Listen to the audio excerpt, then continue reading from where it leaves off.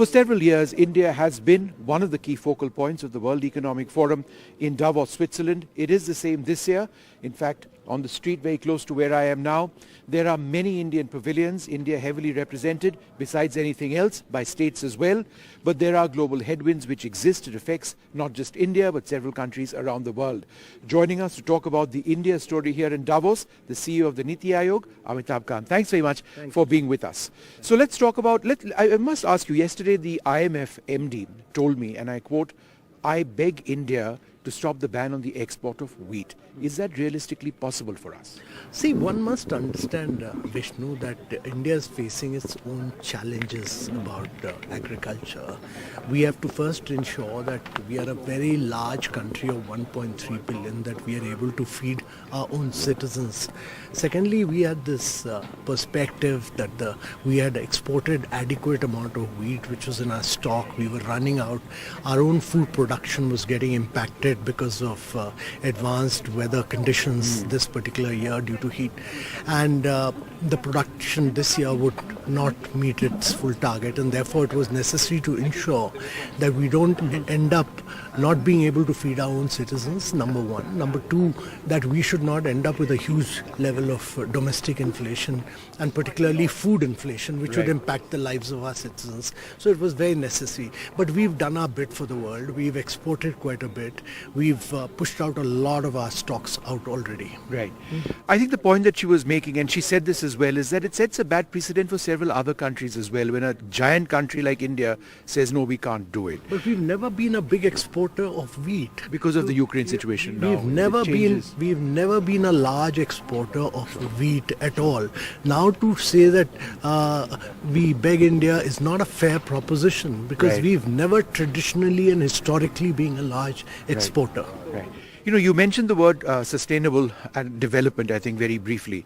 It has a lot to do with climate change, and we are not in a position to export wheat because of the intense climate. It's been very hot. When you look at economic growth in India, if you look at what the focus here in Davos is, how much is sustainable growth, also for corporates, a key priority area? Oh, it's a very key. And you've spoken about it this time. It's a very key priority area, and at least two of the major sessions in which I spoke related to the clean energy transmission over a period of time. And our view has been that India is the only country which has been able to achieve NDC target.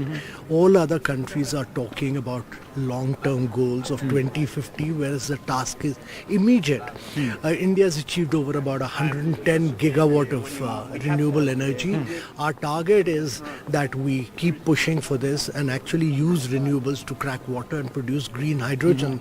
And as the Prime Minister has said in his Independence Day address, make India fossil fuel-free independent. We import worth about 160 billion, which is likely to go up. And the way out really is to make India the center for green hydrogen for the world, and export green in its hydrogen in its liquid form, ammonia to all the countries. India is climatically blessed. We should take full advantage of that. Our entrepreneurship is top class. And more than that, I think what the Prime Minister has talked about is life, that is changing lifestyle for environment. It's not long-term goals, but individual behavioral change, which will be very critical in the coming years. And that is important. Sure. Inflation, 8% in India. The IMF has brought down its global growth projections also to about 3.6%, but that of course is GDP. What is your concern now as far as the India story, the growth story as far as India is concerned? Bank savings at about 5%. So inflation at 8%, bank savings at 5%, where does the common person go? So Vishnu, there is a challenge world over on inflation. I mean, America is heading for about 9% inflation. There is a global supply chains have got badly disrupted. They are all being reconfigured at the moment. Supplies of major commodities, minerals, etc. have got impacted. Food supplies have got impacted. And therefore, inflation is globally taking place. India is a part of the global economy. It will get impacted. But the government of India has taken very major steps in this direction. They've reduced the petrol, the diesel excise duties very, very sharply. They've taken a series of measures on food inflation front. Yesterday on import of oils, they've cut down excise duty to import duties to zero levels, Right. and allowed a lot of oil imports to take place. So I think food inflation, which impacts common man, government has taken a series of measures so Right. that the common man is not impacted in any manner. Right. Unemployment, it's at above 7% now. NITI Aayog is coming out with a job creation policy. Where are you with that? No, we are not coming out with a job creation policy. That's not correct. Our belief always has been that India needs to grow at rapid rates of 8 to 9% on a sustained basis over a long period of time. It's not about 6 months or 1 year. It's about transforming India within a generation. If you are able to do this over a long period, and India has grown at those rates, but for a relatively short period of 5 to 6 years, we need to sustain that on a long-term basis. Now, fiscal and monetary policies have limitations. India has carried out structural reforms in its economy. This process of reforms must continue. The reforms must be carried on forward by the state governments. States must become now the key driver of growth. If you have 10 Indian states growing at 9 to 10% per annum, India grows. India is a function of how the states grow, largely because India is a very large country. It's bigger than 26 countries of Europe, and therefore you need states to become the key engines of growth. The Government of India policies as far as GST, IBC, RERA, definition of MSMEs, the vast range of reforms have been carried out, and you're seeing buoyancy in GST revenues, and therefore my view is that we just need to be steady, be predictable, be consistent, and over a period of time just keep continuing on the reform process. Right. And now the states must make themselves easy and simple as far as business is concerned. A final question. Is the community over here, people you've been speaking to, international leaders, are they wary about, say, polarization in India?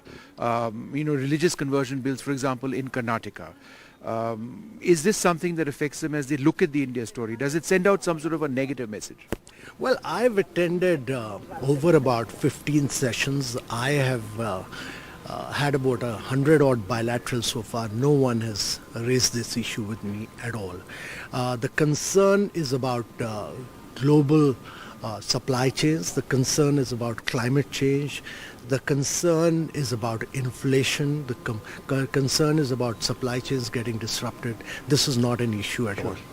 One final question. FDI flows have been very positive into India on the one hand.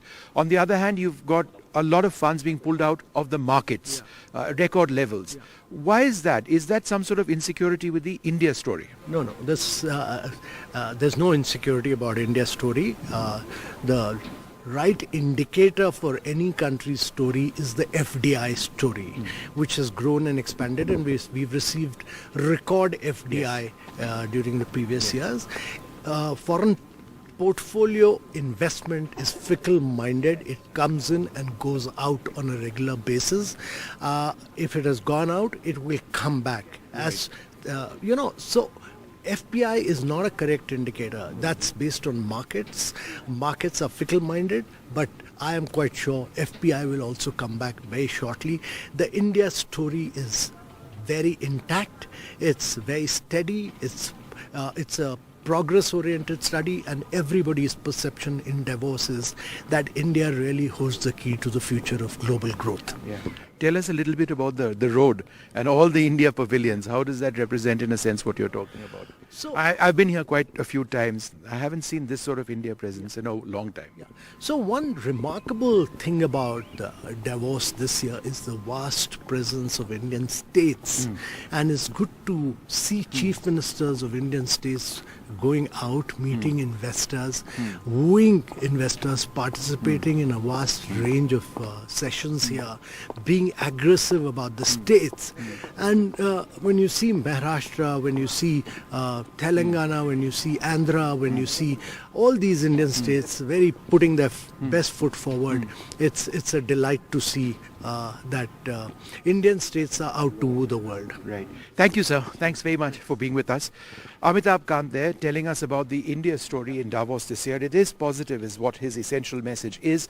It suggests that the global community continues to look at India favorably. Interestingly, he says that despite issues of polarization back home, this is not what investors are looking at. They're looking at India as a sustained story.